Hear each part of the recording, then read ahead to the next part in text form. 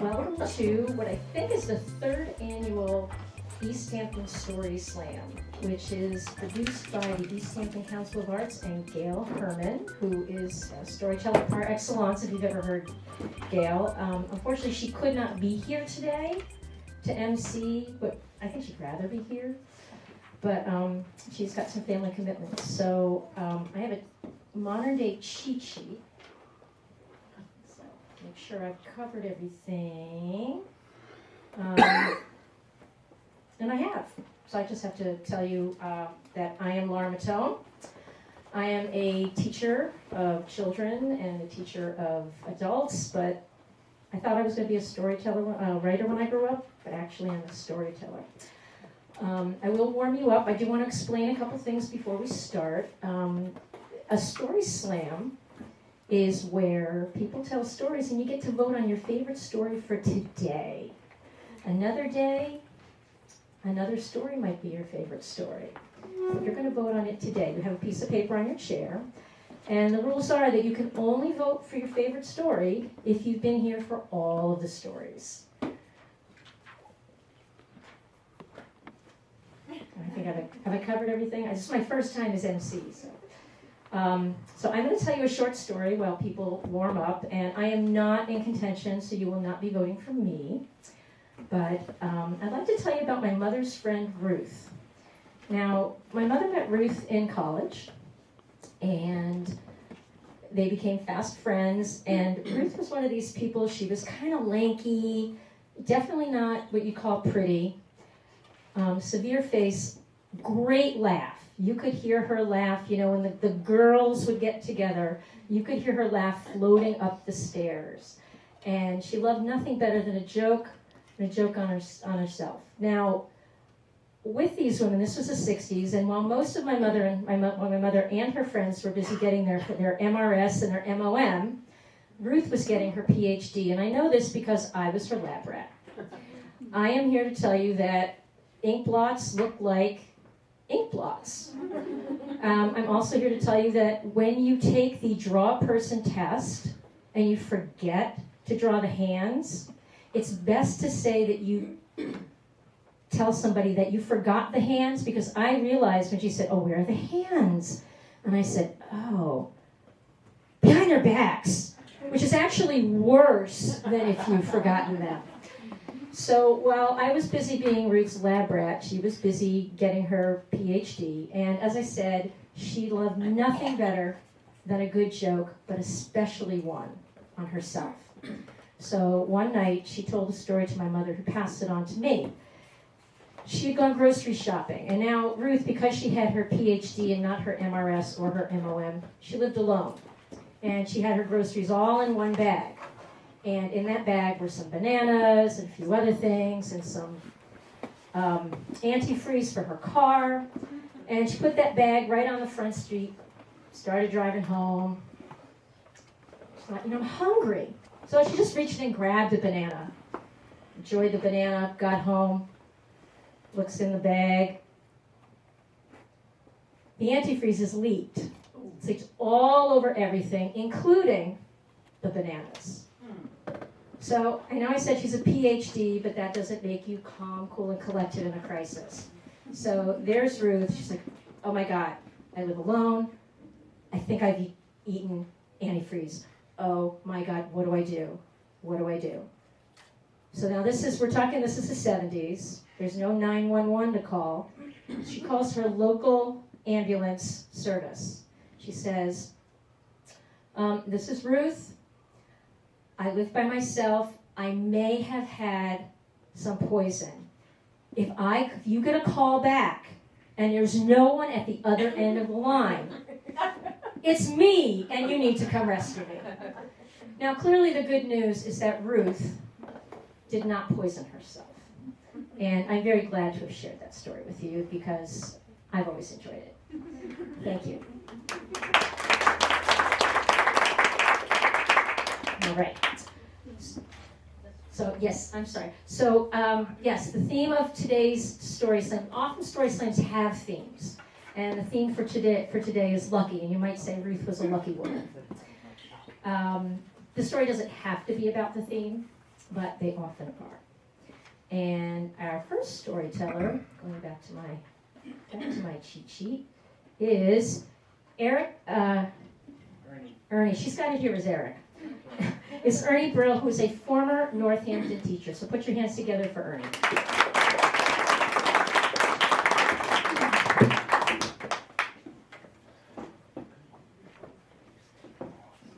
I'm also a fiction writer. In 1965, I had a nervous breakdown and dropped out of college, and then went on a road trip with some friends, against my parents' desires, but my psychiatrist said, just go ahead. So I found myself, we said, we're going to go out to San Francisco and go across the Canadian, lands, because there's no billboards. So we wound up, beautiful national park, Lake Louise, north of Banff in Alberta. And Lake Louise was a glacial lake about 5 miles long. It had you could take a hike, which we did, and there were all these like marmots, like little woodchucks along the way, very friendly, very hungry. But it got darker, and I noticed every once in a while you could hear a rifle shot, and that was like about 7 miles up where the main glacier was. That was an avalanche, and it looked like somebody was throwing a snowball. But I was on a rock hound, and I saw it glittering all the way below this 50-yard ridge. And I said, oh, I bet there are really some really good specimens and crystals down there. But it's kind of steep, and it's really kind of drizzling and muddy. But I couldn't resist, so I told my two friends, I said, yo, I'm going to go down there and look at the specimens. Is you fucking crazy? You have loafers on. I said, I'm going down. I said, okay. There's a little shoppy up there, tea shoppy, where people can rest and have cocoa and scones. We'll meet you there. So I slid down, no problem. It was a little bumpy because there were gravel and pebbles and twigs and little tree things coming out. No problem. And I walked up to the glacier. And then I saw, the geological term is botryoidal, big circles, line, beautiful line circles. And I noticed that they were part of a crevice. And then I saw something really glittering about across the crevice, which I estimated to be about 3 to 5 feet. So I said, oh, I'm jumping across. And I bet you there's quartz or calcite crystals or something really cool, like lime crystals like beryl or anemic emerald. I'm going to get it. So I had been on the track team in high school. So I got all ready because I wasn't sure. And I said, maybe what I think over there is snow is really a little bit of snow and it's on ice. And I'm just going to jump and go whoosh, right into the glacier. So I took a rock,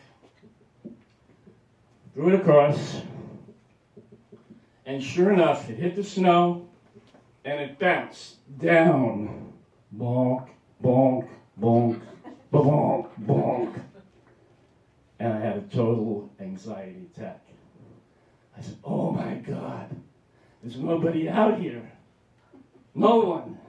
And that song came to mind. You gotta walk that lonesome valley.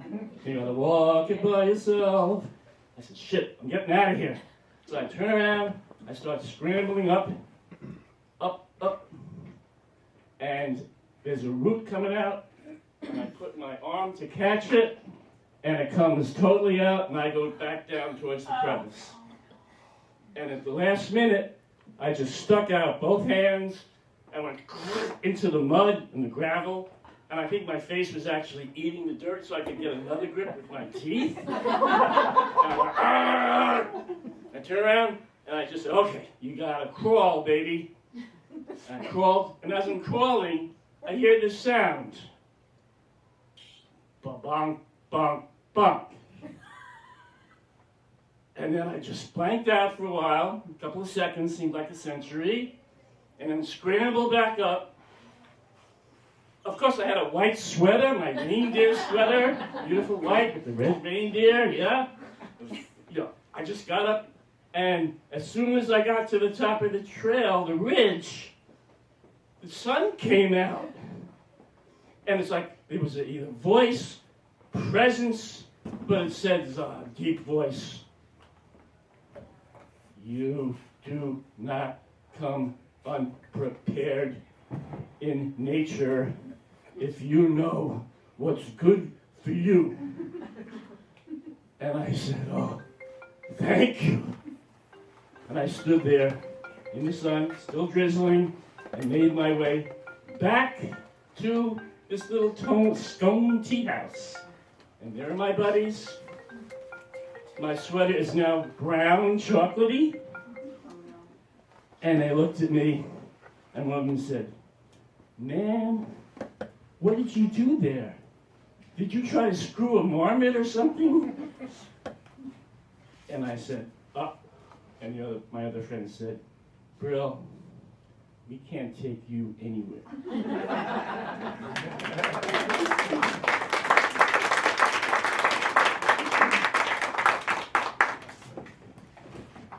Thanks, Ernie. You're a lucky man. Our third storyteller is Rona Leventhal.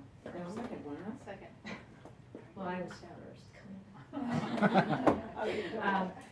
Is Rona Leventhal from Ashfield, and she is a professional storyteller, yes? Yes. All right, welcome to Rona.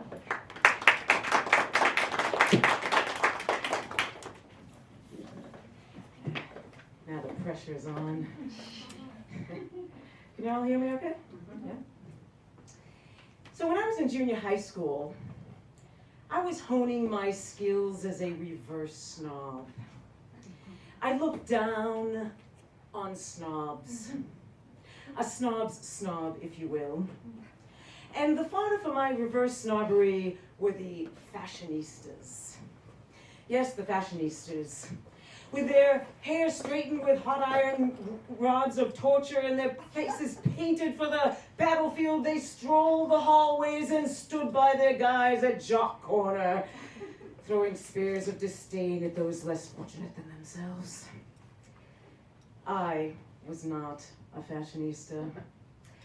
With my great exercise routine and a very nutritious routine of a carton of school milk and a whole grapefruit for my daytime nourishment, I was fit and buff and trim, and I looked at them with an equally scornful eye. Oh, look at them. So much makeup on. It's disgusting. Oh, look at how she flips her hair back like that, like she thinks she's something. Now you may figure that I would probably have nothing to do with these fashionistas, or at least very little to do with them, but if it were not for my sister. You see, my sister was not a one-time, but a two-time cheerleader. And I wanted more than anything to be a cheerleader like my older sister. The only problem was, so did the fashionistas. Now, every story has an obstacle that you have to overcome, and in junior high school, that was my gym teacher, my junior high school gym teacher, Miss Basil. Now, Miss Basil was a stout, rotund woman with no neck. Miss Basil had short, curly hair, and she always wore a Park Service green tunic with a pleated skirt that only accentuated her size. And her personality matched her size. She was a Mack truck in a skirt. Her mouth was not trained to smile. Her voice was possessed with testosterone forces. Miss Basil stuck by the rules. If you were living and breathing, you put on your tunic and you played ball. And it was no secret that Miss Basil loved the fashionistas. Go figure. Strange bedfellows, I would say. But I could do this. I was strong. I was a gymnast. I could do splits. I could do split jumps. I was coordinated. I had a loud, booming voice. So I practiced hard, coached by my sister. She was an alumni of the Weeks Junior High cheerleading squad, and she knew all of the cheers.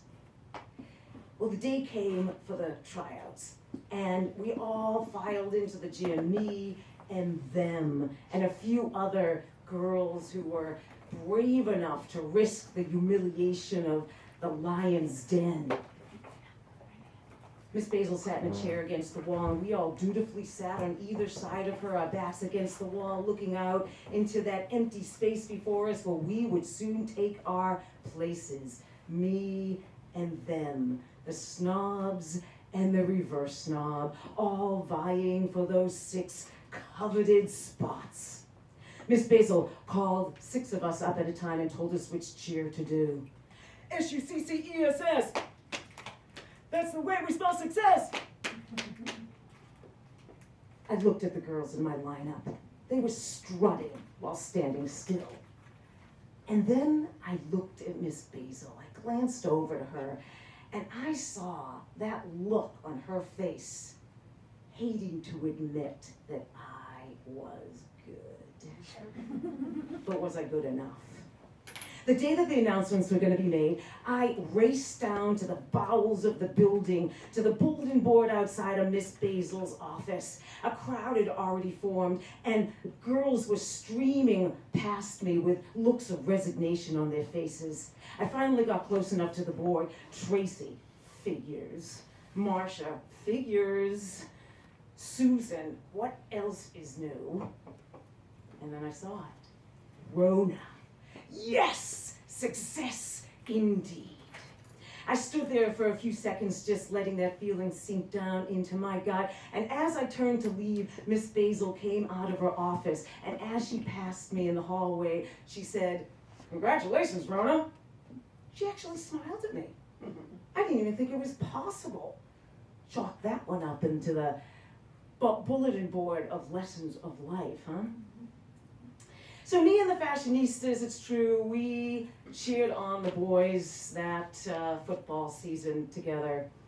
And I won't lie to you, it was not a love fest. And sometimes I wondered what the hell I was doing there. But we were civil with each other.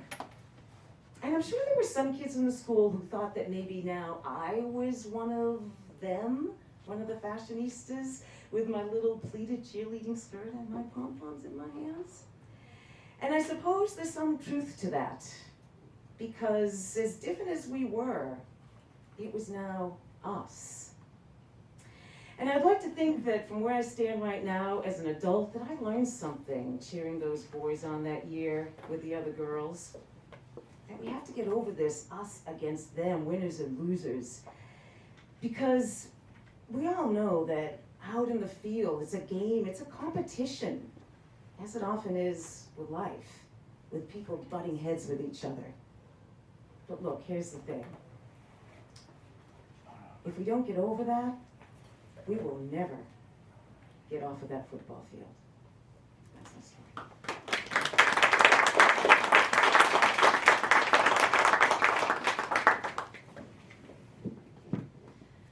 Thank you, Rona, for another lovely story. Our third storyteller is Claudia Grace Moore, who has joined us from California. She's a former teacher, and she is going to tell us her story. One thing that I did not say earlier about a story slam is that the stories are meant to come in under 6 minutes. I will be secretly keeping time. Secretly. I will be secretly keeping time.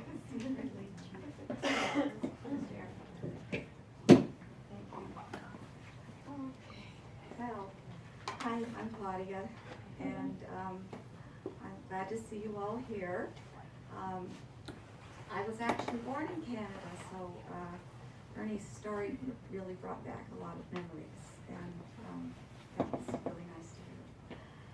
So I grew up in the 1950s and had just a wonderful, wonderful childhood. My mom left when I was 10 months old, and that caused my daddy and I to go and live with my grandmother, Nanny, my grandfather, Pappy, my Uncle John, our dog, Laddie, and Laddie was always the prince of our street. And I was told by my dad and my Uncle John that this terrible wicked witch had put him under a Now, I wonder if they were talking about my mom. Anyway, so growing up, it was just I was doted on. I felt very, very special and very excited about life. And another person that was in our household, well, not really a person, but it was the TV. The TV was very important in our household, and I think at that time it was very important in a lot of households. It was front and center. The furniture was arranged around it. When you came in from playing outside, that's what you sat down and you ate your dinner. That's where TV dinners came from. And you watched TV, and you invited these people into your home that they were the extended family. They became best friends. And we spent so much time in front of the TV, we didn't realize it was a guilty pleasure. That term hadn't come around yet, but it was a guilty pleasure. But then my father remarried, and I ended up living with my aunt. And she was just a lady. When you said Auntie Janet, you just picture this lady in your mind. And she would tell me how to buff my nails, to take care of myself, and she was just wonderful. The one thing we really bonded on was the TV and the science fiction and Lost in Space. 8 o'clock would come, she said, "Claudia, we've got to watch the TV, dear. Sit down here." She was Scottish. and we would watch Lost in Space, and then at 9 o'clock was off to bed for us. So that was a beautiful time also. But then you grow up, and like you do, and I went to college, got a teaching degree, fell in love, married him. We bought a house. We had our 2.5 children. I never understood that 0.5 thing. It must have something to do with King Solomon's judgment or something. But then the boys were just good children. The teachers all loved them. They were ensconced in sports. And we had a boat, we had a dog, we had a cat. We had what I thought was everything. I thought. One day, my husband came home, like he always did, and announced, "I don't want to do this anymore." You don't want to do what anymore? This being here in a family, this being a father. He coached. He did all these involvement with the children. I just couldn't quite figure it out until I was crying one day, and my son said to me, "Don't cry over him. He's not worth it." And I thought, what? And I didn't know that they had heard him on the phone one time, and he did tell them it was an operator he was talking to, but apparently it wasn't. But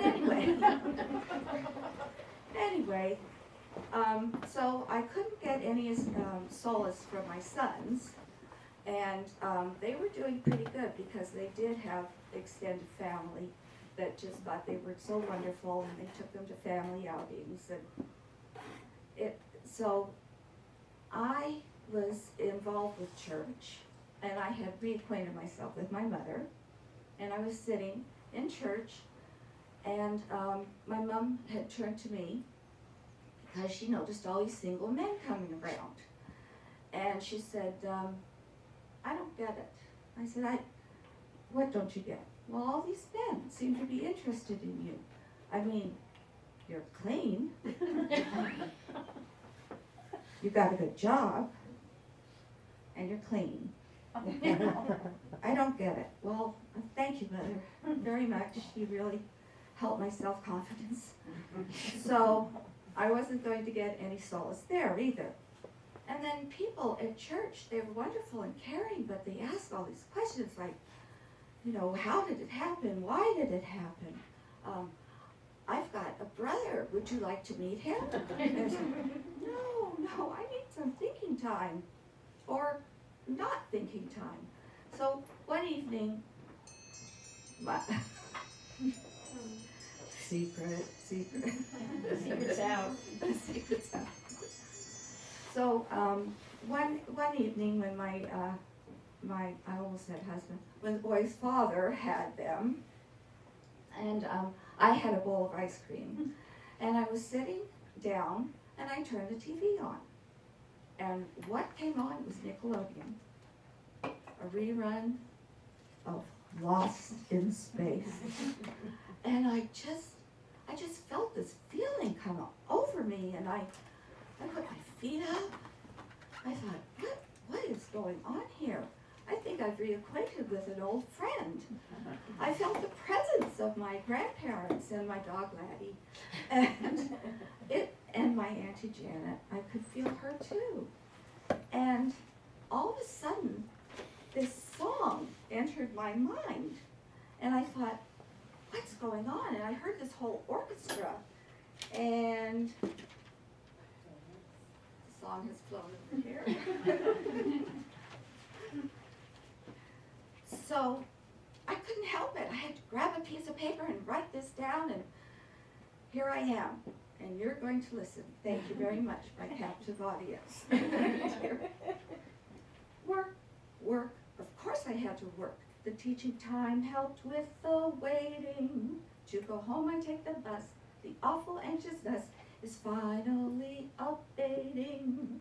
At last I am near, and you are here. You've saved me from unwanted dating.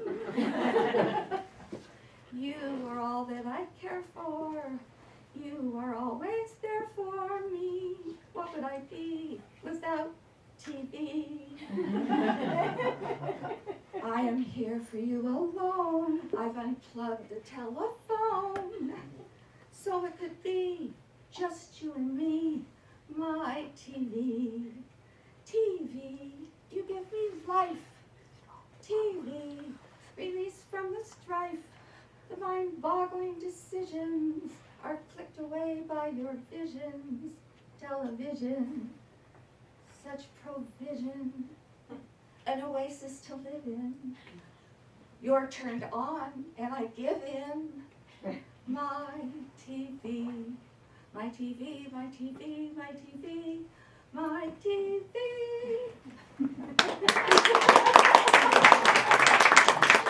I felt very blessed, and blessed is just a church word for lucky.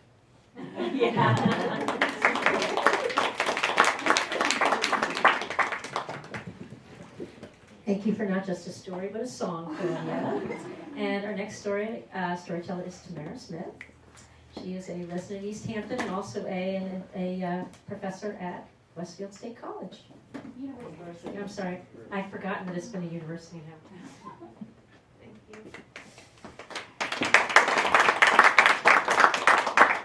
It's exciting to be in this space.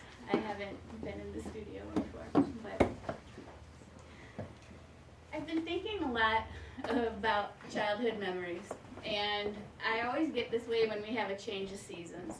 So for me, when I start to see the spring and I start to feel the outside again, it reminds me of being back in Syracuse, New York, where I grew up. Syracuse is about 5 hours away from any major league stadium, but right down the road is the MacArthur Stadium, which housed the Chiefs, Syracuse Chiefs. They were actually the AAA farm team of the Toronto Blue Jays. There was nobody following the Chiefs outside of Syracuse, but for us, it was a tradition that every single Friday we would go to this baseball game. And when we would go, we would have these big steel doors you'd have to go through. We never paid for a ticket. They were always donated by the area businesses.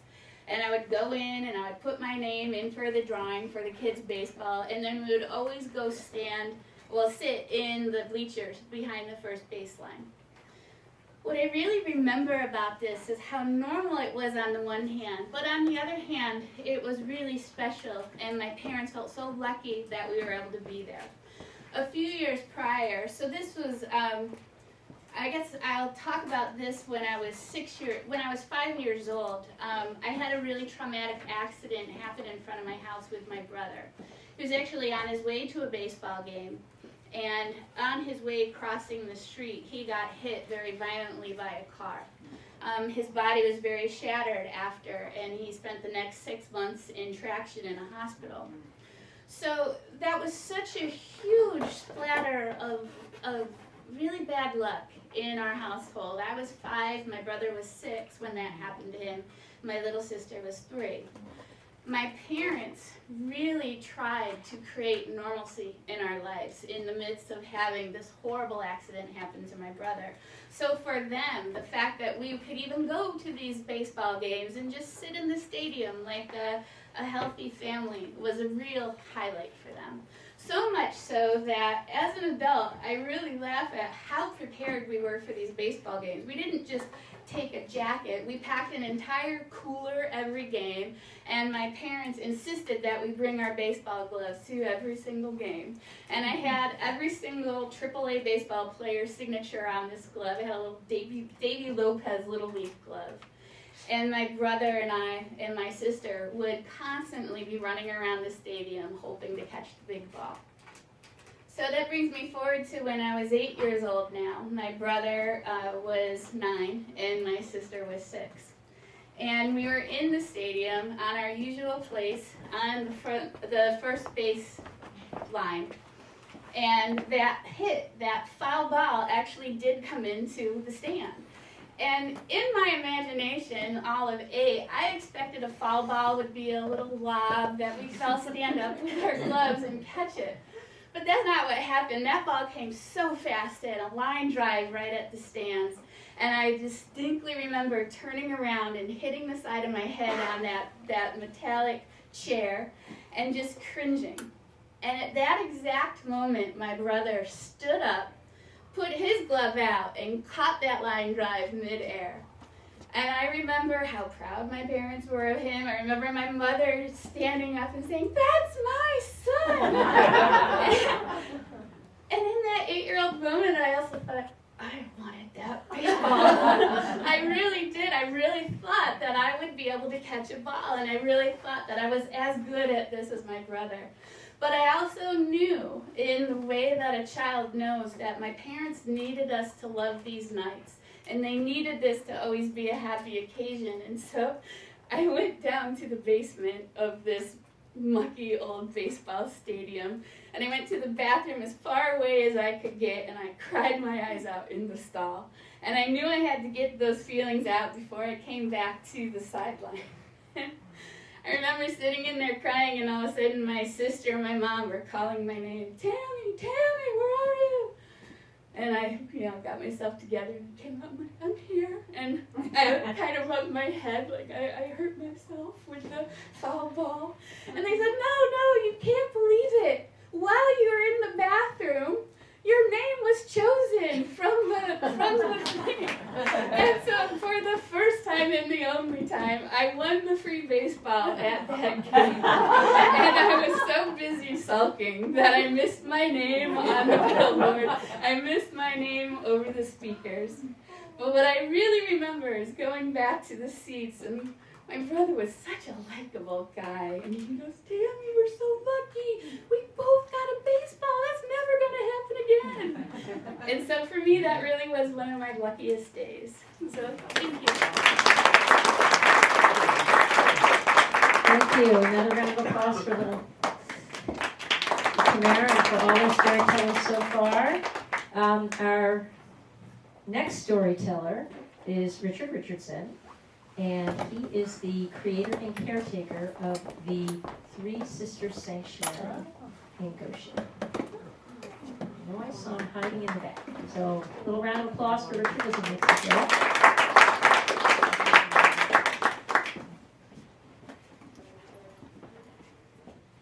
It was beginning of November, and the phone rang, and And when I answered the phone, I heard a frail voice on the other side, and she says, I'm calling to see if this is the Good Time Stove Company, and if you people repair stoves. And I said, yes, you've reached the stove company. She says, who am I talking to? I said, my name is Mr. Richardson. She said, my name is Mrs. Ganong. I have a stove that I've had all my life, and it now needs repair. And I live in Northampton. I said, I'd be happy to take a look at your stove and see if I can repair it. She said, would you come to my house this afternoon at 3:30? I said, I will be there. I drove up this slight hill, and there was this beautiful yellow Victorian house. And I got out of my truck, and I walked to the side door, and the side door had stained glass around the edges. And I knocked on the door, and the door opened.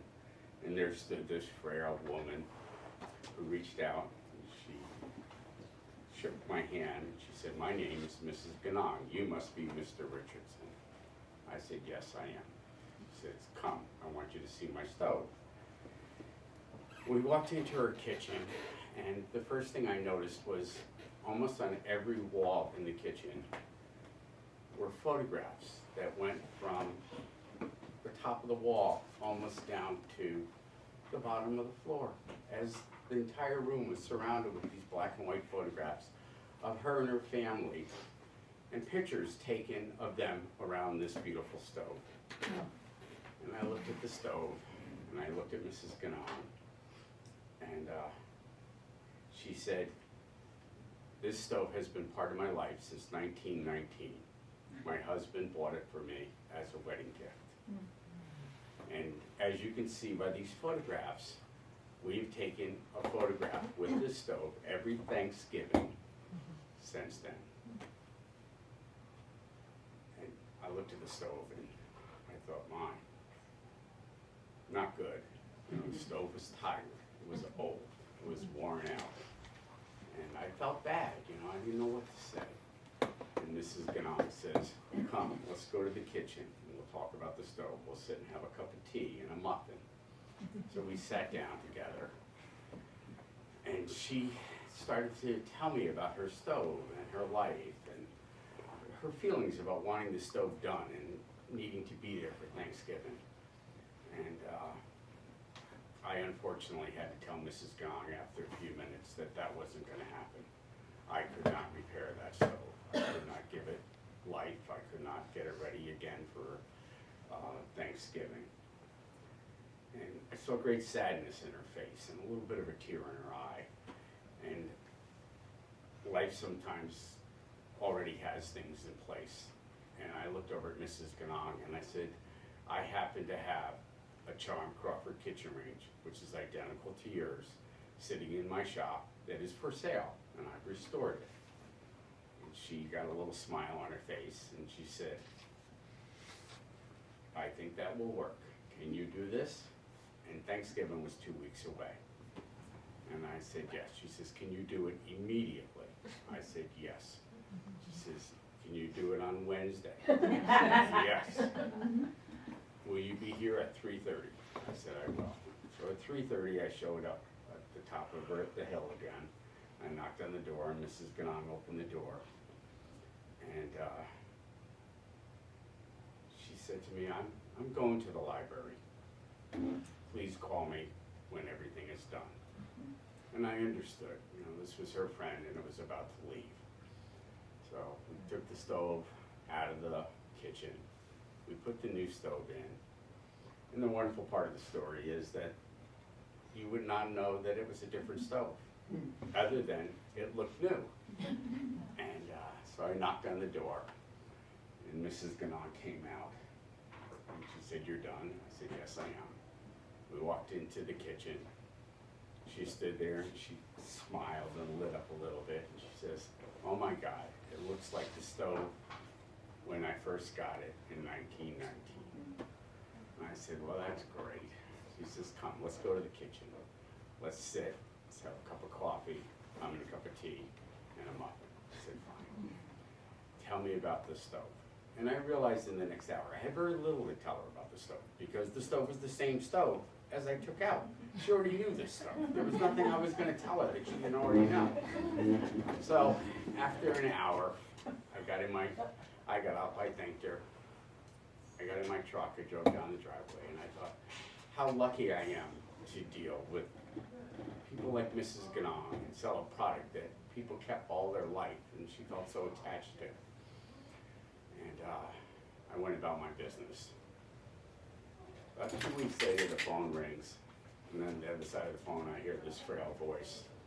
And she says, hello, Mr. Richardson? I says, hello, Mrs. Ganong, how are you? She says, well, I'm good. She says, but I got some problems with this stove. I don't get it. I said, I don't understand, Mrs. Ganong. What don't you get? And she says, I just don't seem to understand how to use it. I said, well, it's the same stove, Mrs. Ganong. You know how to use it. And she says, well, would you come to my house today at 3:30 and we can discuss this? And I said, yes, I can. At 3:30, I drove up the hill again. I went into, when she opened the door this time, what I felt was the warmth of the stove. And I smelled muffins being made on the stove. And I went over to the kitchen table, I sat down, we had tea, we had a muffin, we talked for the next hour. She shared with me how she taught all her children how to cook on the stove, how the stove was the heart of the home, told me about her husband. And after an hour, I said, it's time for me to go. I got back into my truck and I drove down the road and I thought, my God, we never talked about how to cook on the stove. We never even mentioned it. And then I, one more time, thought how lucky I am. I love what I do. Over the course of the next couple of weeks, I must have gotten 4 or 5 phone calls. And I continued to go visit Mrs. Ganong and became very, very fond of her, very fond of her stories, and actually very fond of the muffins and the tea. And then I realized in the month of February that the phone stopped ringing. And right about the end of February, the phone rang one day and I answered the phone. And this woman says, is this Mr. Richardson? And I said, yes, it is. And she says, my name is Jackie Conklin, and I am Mrs. Ganong's caretaker. And with great sadness, I want to share with you that Mrs. Ganong has passed away. And I said, I'm really sorry to hear that. I said, I really was very fond of Mrs. Ganong. She says, Mrs. Ganong was very fond of you. On Mrs. Ganong's deathbed, she asked if you would come and go over with me how to use the stove, because now it was going to be handed down to her family. And she wanted to make sure everybody understood how to use the stove. I said, I can do this. Will you be here at 3:30? I said, I will. When I got there at 3:30, again, the warmth of the stove, the smell of the muffins, the tea on the table. And I sat with Jackie Conklin, and this time I did talk about the stove. And we also talked about Mrs. Ganong's passing. I thought to myself when I got up to leave, I said, this is the last time I'm ever going to visit this yellow Victorian house. This is the last time I'm going to see the photographs on the wall. And I asked if I could go and see that last photograph. And there it was, and there it was signed. And there was Mrs. Ganong standing there, quite a small woman, very happy in the picture. And I left. And as I drove down the driveway again, I thought how lucky I am to have met Mrs. Ganong, and how sad I am that I will not see Mrs. Ganong again. The month of June arrives, the phone rings. On the other end of the phone, I hear this frail voice say, hello, is this Mr. Richardson? I'm startled. And I say, Mrs. Ganong? She says, no, this is Mrs. Ganong's sister. I'm having a little difficulty understanding the stove. If you could come and visit today at 3:30. Thank you very much.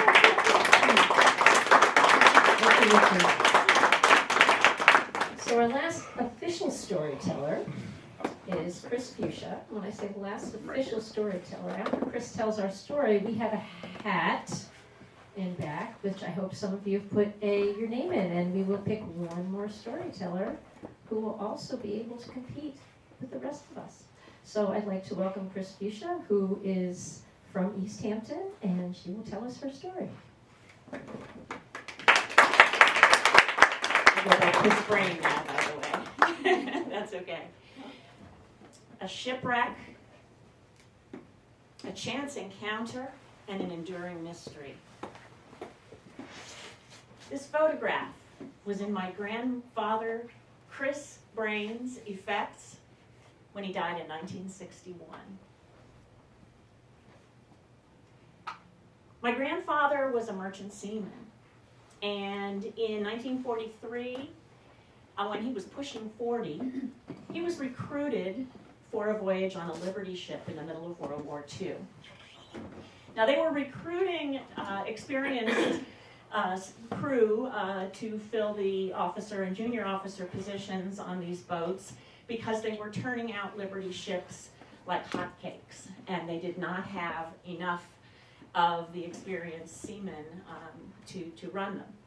So they did some pretty good financial inducements, and who knows, maybe my grandfather, who had worked really on the Great Lakes and other parts within the U.S., he may have thought, well, I get to see the world, maybe I'll do a little bit for the war effort. It may have been the money, we don't know. He left his wife, my grandmother Anna, and my father, Peter, back in New Jersey. And on August 26, 1943, he left in a convoy from Wilmington, Delaware, with a bunch of other Liberty ships and a naval escort. And his ship, the Cornelius Spencer, was like all the other Liberty ships. It weighed 7,000 tons. Its maximum speed was 15 miles an hour. It was a whale. He had on board, of course, all the provisions he needed because he was the ship's cook, and they called him Cookie. He was a second officer. And it's not a trivial matter serving the needs of about 68 men who were on that crew, including a handful of officers, a British radio operator, and about 35 armed guards. Now, the armed guards had been kind of retrofitted onto the boat with 2 3-inch guns. That was all the firepower they had, and they had a whole bunch of 3-inch shells in their little storage area on the boat.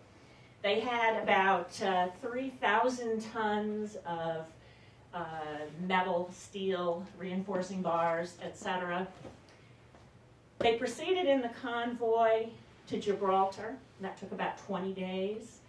And during that 20 days, things would have been very anxious because these ships were sitting ducks for the planes and the submarines that wanted to sink them because they were prime targets. But they made it to Gibraltar, and they spent the next week traversing from one end of the Mediterranean to the other. During that time, Italy surrendered, and we, the Americans, invaded Anzio because there were tons of Nazis there still fighting to defend Italy. But his ship, the Cornelius Spencer, proceeded to the Suez Canal, down the canal, down the Red Sea, another few days, and finally came through the Gulf of Aden and put into the port of Aden, which was a British Crown colony at the time, a very, very active port. Now, they were to leave a few days later after refueling, and I'm sure my grandfather Chris was on land negotiating for all of the fresh food and, of course, putting on fresh water. Now, I got to tell you, my grandfather Chris was a very charming man, super intelligent. He was a womanizer, he was a gambler, he was a smoker, and he was not the best husband and father at home. Perhaps he got on the ship because of the latest round of gambling debts. Who knows? In any case, after putting into Aden and making it all the way through the South Atlantic, through the entire Mediterranean, dodging U-boats, dodging airplanes, They did their refueling and they took off down along the coast of Italian Somaliland. They were probably 5, 6, 7 days out of Aden on their way to Durban, where they were going to unload their steel and 200 tons of gum arabic, which was an adhesive that they had picked up in Aden. Well, that day, Siegfried Luden in U-boat 188 had recently been assigned to patrol that area, and it had been 3 weeks since he had sunk a ship. The Cornelius Spencer was probably the master, not the, call him the captain then, the master probably thought, well, we've gotten through the worst now. He was going about 10 miles an hour in a straight line in the beautiful tropical sunshine, slowly making his way to Durban. And Siegfried took a shot with his torpedo, immediately broke the propeller shaft. The ship was dead in the water, and its holds took on water. Siegfried pulled his submarine up real quick to see the damage he'd done. He may have thought he was going to finish the ship off with his guns, but the armed guard, with a convoy of seamen handing the ammunition to the gunners, they got off about 75 rounds, and the U-boat had to suddenly dive to dodge the bullets. About a half hour later came the second torpedo, and it hit the magazine of ammunition and broke the propeller and the rudder, and the master ordered everyone to abandon ship. About a half hour later, and this was early in the morning, by 10 a.m. the ship took a third torpedo and was sunk. The Merchant Marine during the war was the most dangerous service. No one really knows this, but if you joined the Merchant Marine and sailed on a Liberty ship, your chance of dying in World War II was higher than in any other service, because those ships were easy targets and no one survived those shipwrecks in most cases. But the Cornelius Spencer crew managed to get off in 4 lifeboats and 2 rafts. The armed guard were on the rafts. 3 of the lifeboats and the rafts were picked up fairly soon by other ships in the area. My grandfather Chris's boat was at sea 15 days with 16 men before it landed in a remote area on the coast of Somaliland. After landing, the men were no longer Merchant Marines because, in fact, they really hadn't been inducted into any service. They had been Merchant Marines for the duration of their voyage, and the terms of their contracts were that they were paid for days at sea. They had no pensions. When they had any free time in port, that was a day without pay. And when the voyage was over, they were civilians. So my grandfather had a cute little uniform and a wonderful portrait and little bars for his shoulders, and he was helping the war effort. But he really wasn't a military man, and once they had their shipwreck, he was no longer in the Merchant Marine. Well, he and his buddies had no desire to go back to the war. So they hung out for a while. At one point, they had their pocket knives. They carved implements out of coconut shells, which we have. One day they went in to take a little sea bath, and the locals managed to steal their clothes. I don't know who discovered them. I don't know whether they were naked. But eventually they were discovered, and they headed to Mombasa. Mombasa had a big British military presence. It had British nurses, it had good hospitals. It was the typical British, it was part of British Kenya. It was the typical British provincial city in the tropics. It had bars, and it even had a nightclub. It had wonderful oceanfront resorts. And even during the war, it was a very popular place. Somewhere in Mombasa, my grandfather met this woman. And on the back of this photograph, it says, Alice Webster, Mombasa, 1943. Well, I had to find out who Alice was. We had this box with so few things in it. But to his death, he held on to her photograph. Now, he was pushing 40. I don't think they were lovers.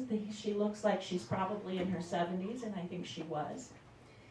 Through the magic of Google and Ancestry and Facebook, I believe I have found Alice.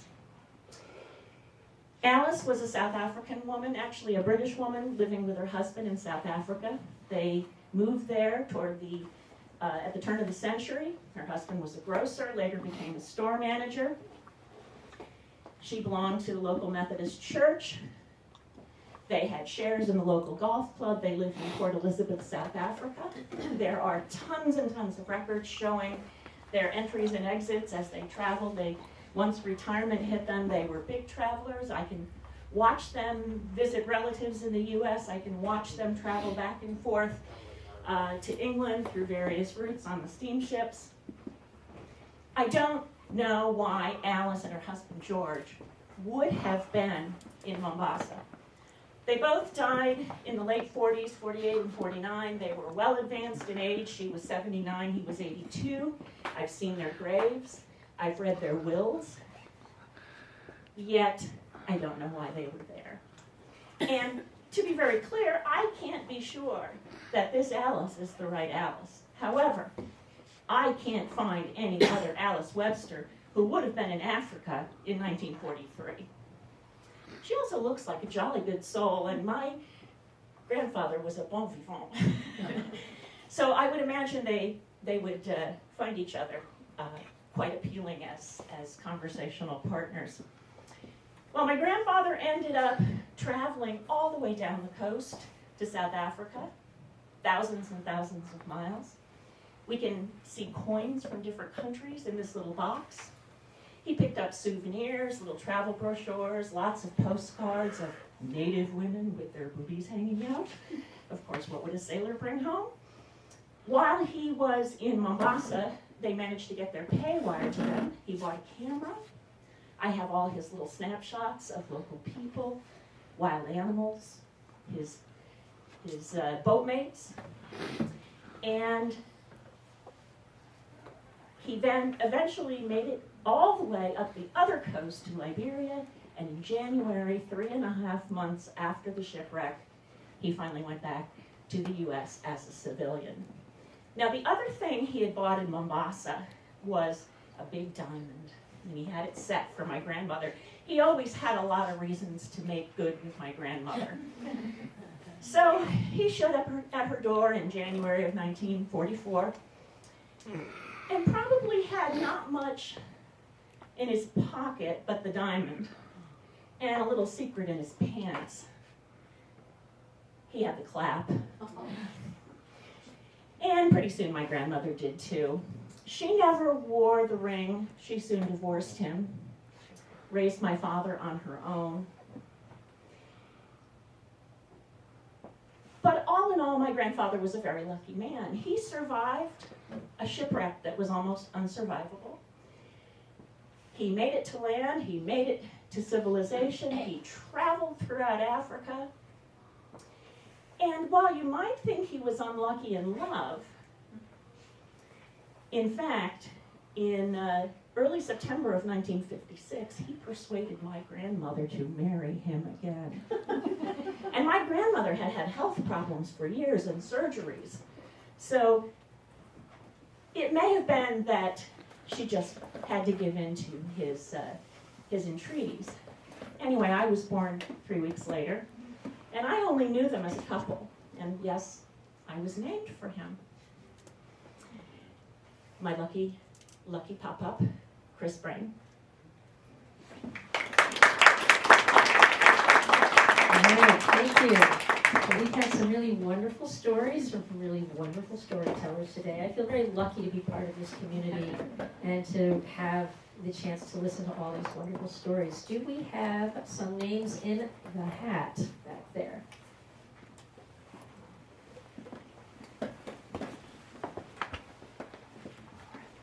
Uh-oh. So I put into this little hat, oh yes, the hat, I put a little folded paper in here because I thought surely someone would see that paper and say, oh good, someone else has put a paper in. So this is the paper I put in, and the name is, no. Can I not convince anyone out there? Someone out there has a story. We all have stories, yes? Oh wait. All right, come on up.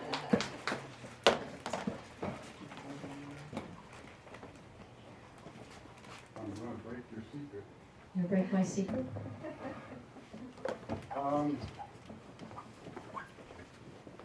Sometimes luck can fall into your laps. Introduce yourself, friend.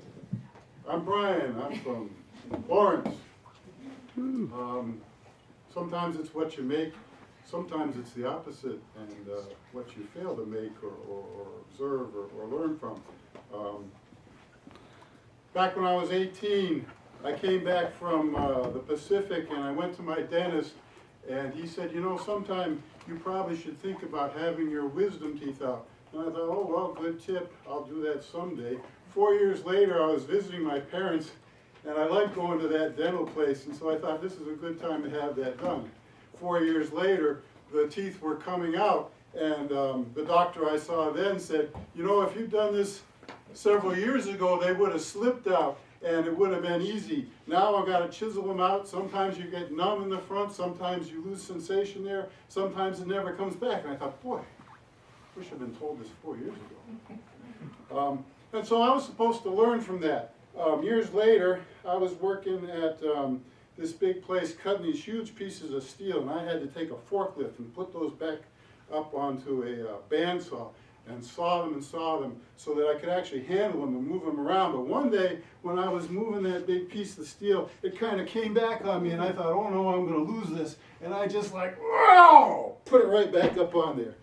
So a couple years later, I went for a new job. I saw a doctor there. He said, you know, you got a little bit of a hernia going.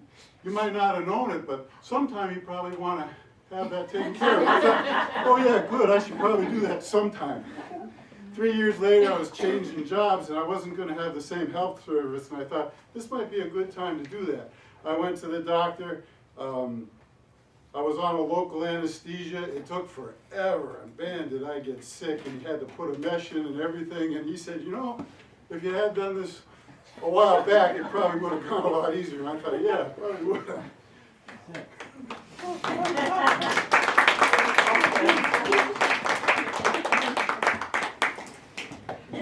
All right, thank you, Brian. So, this is the time where you get to vote for your favorite story today. Be a different story another day. We have, I won't remember everybody in order, but we had Connie, and we had Tamara, and we had Chris, and we had Claudia, and we had Rona, and we had Brian, and Richard. So those are your choices. And while you're voting, have you had enough stories? Never another. Never enough. I do have one more story while you're voting, and then we'll give out prizes. So please don't leave, because we want to see who wins. And we have some really wonderful prizes that Gail managed to collect. So and some of you might have heard this story, but I like the story. If being the best seamstress in the world was all about picking the fabric, then I would be the best seamstress in the world. Because when it comes to sewing, I'm not interested. If it can't be fixed with tape and safety pins, it can't be fixed. Now, that didn't matter in 8th grade when we had to take sewing, because in 8th grade, all the girls took sewing and all the boys took shop. Girls this way, boys this way. And I thought, I want to be in shop, but here I am in sewing, and I'm going to make, because I can't sew, I'm going to make a jacket. And I'm going to make a jacket out of bright blue fabric with golf-size hot pink strawberries, because it is 1977 after all.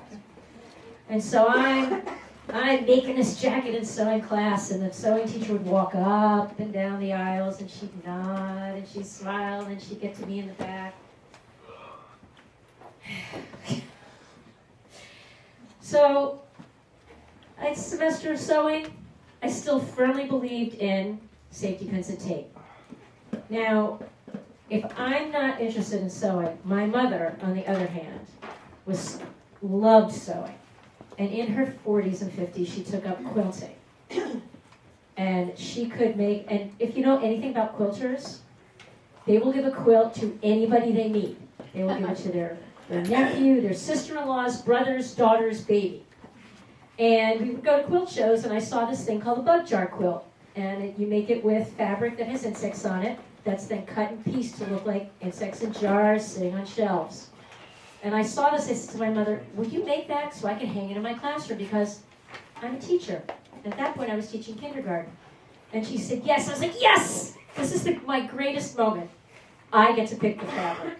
And I went to that fabric store, and I was like running my hands down the fabrics and feeling them. And I'm thinking of all the things that I could do and all the wonderful things somebody could make. But I'm here for the bug fabric. And I picked out ladybugs. And I picked out dragonflies. And I picked out butterflies. And I picked out frogs because I like frogs. And I gave it all to my mother, who was like, I am going to get on this right away. Now, sometimes life works the way you want it to. But a lot of times it doesn't. And while my mother was making that quilt, she got sick and she died. That was very quick. And I tore the house apart because I knew she'd been working on that quilt. We talked about it. And I'm going through all these bags. It's got to be here. And there it is. And the front is made. But there's no backing to it. And all the tape and all the pins in the world are not going to be able to fix this, to finish this quilt. But you know, I am a lucky person because there was a parent at the school that I was teaching at who I knew, she had never had a kid, but I knew her, we would talk, and she knew that I was being transferred to another school. And she kept saying, what can I do for you? What can I do for you? And finally I said, aren't you a quilter? And she said, yes, I am. Could you finish the quilt? Yes. Do you want to quilt it? No. Now, I have to tell you, if my mother was a Goldwater Republican, born and bred Catholic, as conservative as they come, the woman Stephanie who finished this quilt, probably, I haven't seen her in a while, probably has a Bernie sticker in her car, had to tell me about the time that she was dating a woman and slept with women before she married her husband. So you could not have found somebody more different than my mother. But Stephanie finished that quilt, and I now have that quilt. And it hangs in my classroom. And I am lucky that I had my mother to make it and Stephanie to finish it. And we have a tally back there. Yes, we do. Yes, we do. Yes. All right. Can we have the house lights up now?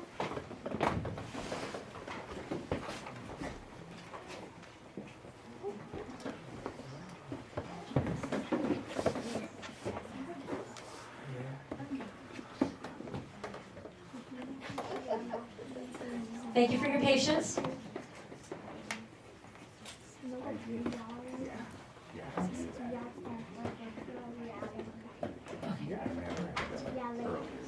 All right, and we have our grand prize winner. Please put your hands together for Richard. Our prize is a $50 check from the Easthampton Council of Arts.